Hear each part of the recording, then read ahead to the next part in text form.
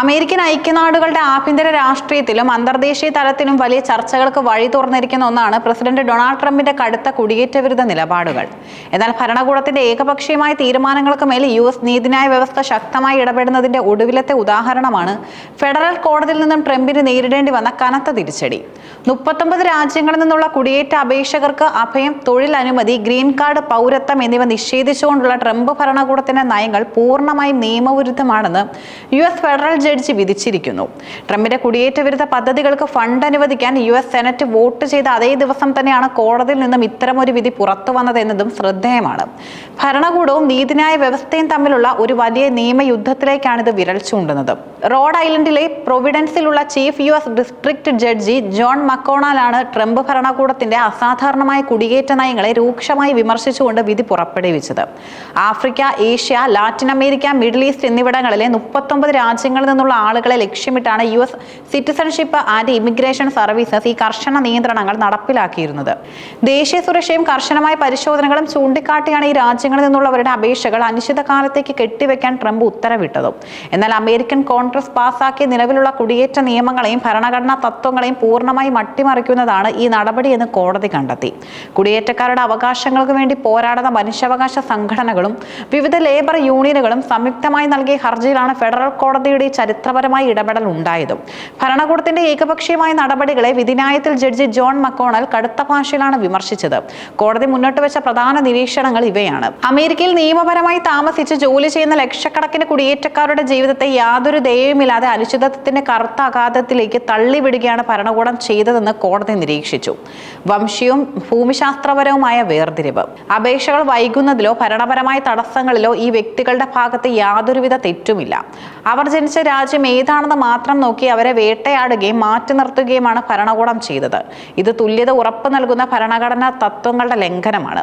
American Congress വ്യക്തമായ മാനദണ്ഡങ്ങളോടെ പാസാക്കിയ കുടിയേറ്റ നിയമങ്ങൾ കൃത്യമായി പാലിച്ച് അപേക്ഷ നൽകിയവരെ മാസങ്ങളോളം വഴിയിൽ ഉപേക്ഷിച്ച് കാത്തിരിപ്പിൽ തളച്ചിടാൻ US സിറ്റിസൺഷിപ്പ് ആൻഡ് ഇമിഗ്രേഷൻ സർവീസസിന് യാതൊരു നിയമപരമായ അവകാശവുമില്ല.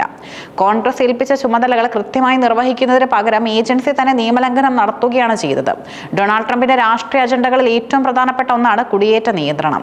തന്റെ ആദ്യ ഭരണകാലം തൊട്ട് അമേരിക്ക ഫസ്റ്റ് എന്ന നയത്തിന്റെ ഭാഗമായി അദ്ദേഹം കുടിയേറ്റക്കാർക്കെതിരെ കടുത്ത നിലപാടുകളാണ് സ്വീകരിച്ചു വരുന്നത്.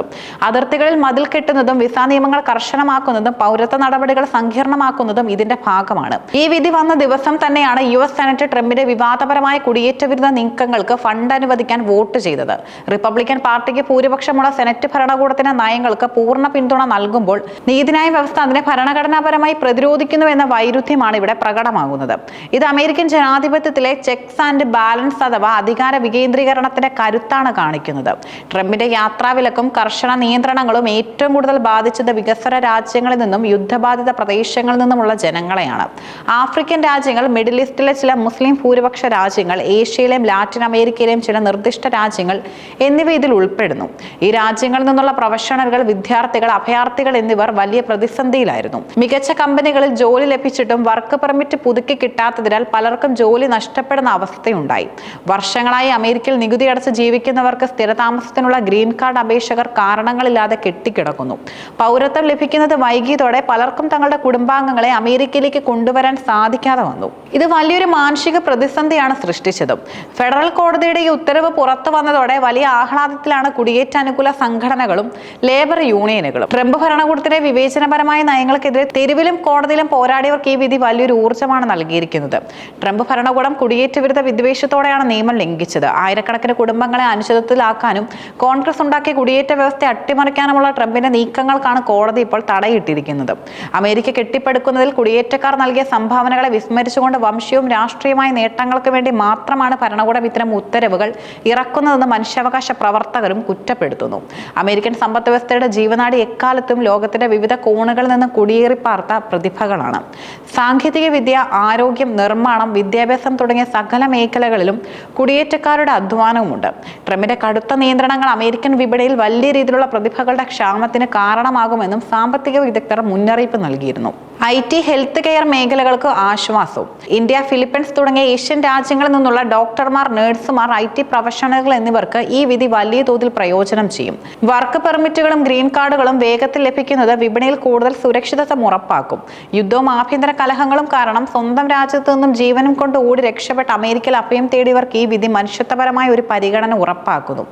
ഫെഡറൽ ഡിസ്ട്രിക്ട് കോടതിയുടെ ഈ വിധി ട്രംപ് ഭരണകൂടത്തിന് വലിയൊരു രാഷ്ട്രീയ തിരിച്ചടിയാണെങ്കിലും നിയമയുദ്ധം ഇവിടം കൊണ്ട് അവസാനിക്കുന്നില്ല. ട്രംപ് ഭരണകൂടം ഈ വിധിക്കെതിരെ അപ്പീൽ കോടതിയെയും തുടർന്ന് US സുപ്രീം കോടതിയെയും സമീപിക്കാൻ സാധ്യതയേറെയാണ്.